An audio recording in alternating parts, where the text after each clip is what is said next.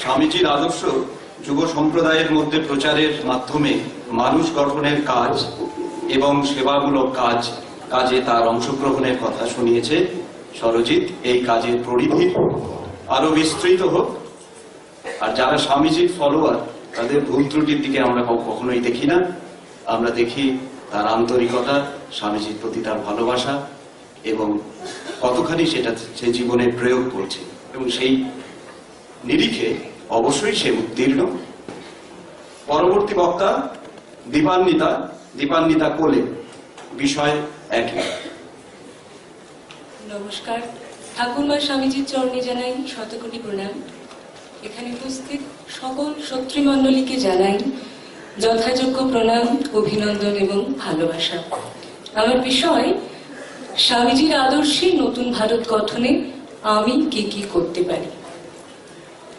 শ্বেত পীত কালো করিয়া সৃজিলে মানবে সে তব সাদ। আমরা যে কালো তুমি ভালো জানো, নহে তাহা অপরাধ। তুমি বলো নাই শুধু শ্বেত দ্বীপে, যোগাইবে আলো রবি শশী দ্বীপে। সাদা রবে সবাকার টুটি টিপে, হেনহি তব বিধান। সন্তান তব করিতেছে আজ তোমার অসম্মান। বিদ্রোহী কবির কণ্ঠে প্রধ্বনিত। তৎকালীন বিশ্বের গ্লানিময় রূপ। সমগ্র বিশ্ব তখন উপনিবেশ দখলের উন্মত্ত খেলায় মত্ত। পুণ্যভূমি ভারতবর্ষ তার শিকার। যখন ভারতবাসীর প্রাণ সুধা নিংড়ে নিংড়ে নিচ্ছে সাম্রাজ্যবাদী লোলুপতা, যখন একটা জাতি তার আত্মসম্মান খুইয়ে হীনমন্যতায় নিমজ্জিত, বিভেদ জর্জরিত এবং বিদেশিদের চাটুকারে পরিণত, ঠিক তখন ভারতীয় ইতিহাসের এই সূচিভেদ্য অন্ধকারে ভারতের মেঘাচ্ছন্ন আকাশে উদিত হয় বিবেক সূর্য। বিদেশের মাটিতে দাঁড়িয়ে বিদেশিদের ভাষায় ভারতবর্ষকে উপস্থাপন করলেন এক নিঃস্ব তরুণ সন্ন্যাসী তার তেজদীপ্ত বাক্য ঝঙ্কারে। আর সেই বিগত ভাগ্য ঘুমিয়ে পড়া জাতিটা কি এক অদম্য অপ্রতিরোধ্য এষণা নিয়ে জেগে উঠল। শক্তিভঙ্গের এই মহাযজ্ঞের ঋত্বিক বিবেকানন্দ। এরপর কেটে গেছে বহু বছর, এখন আমরা একবিংশ শতাব্দীর প্রতিনিধি। আজকের এই হাইপারসনিক জেট প্লেনের খাস তালুকে বিশ্ব গগনে বিজ্ঞানের বিজয় কেতন সগৌরবে উড্ডীয়মান। প্রশ্নটা হচ্ছে, আজকের এই আধুনিক পৃথিবীতে বিবেকানন্দের আদর্শে নতুন ভারত গঠনের প্রয়োজনীয়তা কোথায়? কেন বারাক ওবামা থেকে বিল গেটস, খেলোয়াড় থেকে সাহিত্যিক, রাজ্যপ্রধান থেকে রাষ্ট্রপ্রধান, সকলের মুখে বিবেকানন্দ কেন? কারণটা আমি আমার বোধের দোরগোড়ায়, আমার জ্ঞানের অতি ক্ষুদ্র পরিসরে বিবেচনা করেছি।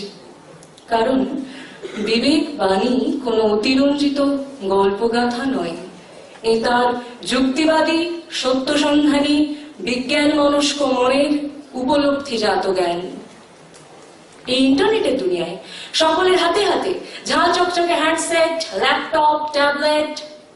তাই যুগের আবেদনে এখন প্রয়োজন এমন এক আদর্শের যা বিজ্ঞান মনস্ক এবং যুক্তিবাদী। আর এই আদর্শের সন্ধান নিতে পারেন বিবেকানন্দ।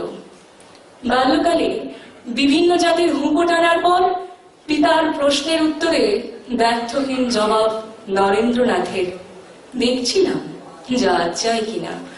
আর নরেন্দ্রনাথের ভবিষ্যৎ প্রতিরূপ বিবেকানন্দ কি বললেন? কোনো কথা পুস্তকে লেখা আছে বা কেহ বলিয়াছে বলিয়াই বিশ্বাস করো না, নিজে সত্য আবিষ্কার করো। তাই আমি কোনো মতামত গ্রহণের পূর্বে নিজের বিচারবোধ দ্বারা বিবেচনা করে দেখব, তারপর গ্রহণ করব। এখন টেলিভিশনে লাইভ টেলিকাস্ট আর সংবাদপত্রের প্রতিবেদনে জ্যোতিষশাস্ত্রের রমরমা। বিবেকানন্দ বলেছেন, একটি নক্ষত্র দ্বারা যদি আমার জীবন বিপর্যস্ত হয়, তবে আমার জীবনের মূল্য এক কানাকড়িও নয়। তাই আমি এ সমস্ত কুসংস্কার ত্যাগ করব। যাহারা আনিল গ্রন্থ কেতাব, সেই মানুষের মেরে পুজিছে গ্রন্থ ভণ্ডের দল। মূর্খরা সব শোনো, মানুষ এনেছে গ্রন্থ, গ্রন্থ আনেনি মানুষ কোনো। সব গ্রন্থ, সব ধর্মের ঊর্ধ্বে মানব ধর্ম। এই ধর্মের সাধনাই তো আজীবন করেছেন Vivekananda. I am no metaphysician, no philosopher, nay no saint. I am the poor, I love the poor.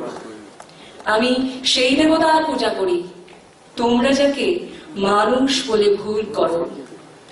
ধর্মের নামে সাম্প্রদায়িকতা, জাতিভেদ প্রথা এসবের ঊর্ধ্বে গিয়ে বিবেকানন্দ বলেছেন, আপনার বিরুদ্ধাচরণ সত্ত্বেও সকল ধর্মের পতাকা শীর্ষে লিখিত হইবে বিবাদ নয় সহায়তা, বিনাশ নয় বরং মতবিরোধ নয় সমন্বয় ও শান্তি। তাই আমি এই নতুন ধর্ম গ্রহণ করব, যে ধর্ম মানুষের মধ্যে সাম্প্রদায়িকতার বিভেদ প্রাচীর তৈরি করে দেয়, সেটা আর যাই হোক ধর্ম হতে পারে না। তাই আমি ওই ধর্ম পরিত্যাগ করব। শরতের আগমনে ঢাকে কাঠি পড়ে, আসেন মা দুর্গা। সে কি আয়োজন, সে কি রোশনাই। বলি, মাটির প্রতিমার জন্য এত আয়োজন, আর দেশের কোণে কোণে প্রতিদিন প্রতিনিয়ত কত রক্ত মাংসের প্রতিমা লাঞ্ছিতা। বিবেকানন্দ বলেছেন, যে দেশে বা যে জাতে নারীদের পূজা নেই, সে দেশ বা সে জাত কখনো বড় হতে পারেনি, কস্মিন কালেও পারবে না। যত্র নার্যস্তু পূজ্যন্তে রমন্তে তত্র দেবতা। তাই এখন নারীর প্রয়োজন এমন এক আদর্শের, যাতে সে সমস্ত অন্যায়ের বিরুদ্ধে রুখে দাঁড়াতে পারে। আমি পুরুষদের যা বলে থাকি, নারীদের ঠিক তাই বলবো, তেজস্বিনী হও, আশায় বুক বাঁধো। আমি বিবেকানন্দের নারী আদর্শে দীক্ষা নিয়ে আমার নারী সুলভ জড়তা ত্যাগ করব এবং অন্যদেরও অনুপ্রাণিত করব। The old religion said that he was an atheist who did not believe in God, but the new religion says that he is an atheist who does not believe in himself. বিবেকানন্দের দেওয়া এই নতুন আস্তিকতার ধর্ম মেনে চলার চেষ্টা করব। সর্বোপরি নিজের মৌলিকত্ব বজায় রেখে অন্যের যা ভালো তা মুক্ত মনে গ্রহণ করব। শেষ করার আগে বিভূতিভূষণ বন্দ্যোপাধ্যায়ের ভাষায় বলি, ছাদের অংশের চৌরস একখানা টালির হয়ে সারা জীবন অনড় অবস্থায় সুখে স্বাচ্ছন্দ্যে থাকার চেয়ে স্ফটিক পাথর হয়ে ভেঙে যাওয়া অনেক ভালো, অনেক ভালো। আর এই স্ফটিক পাথর বিবেকানন্দ। নমস্কার।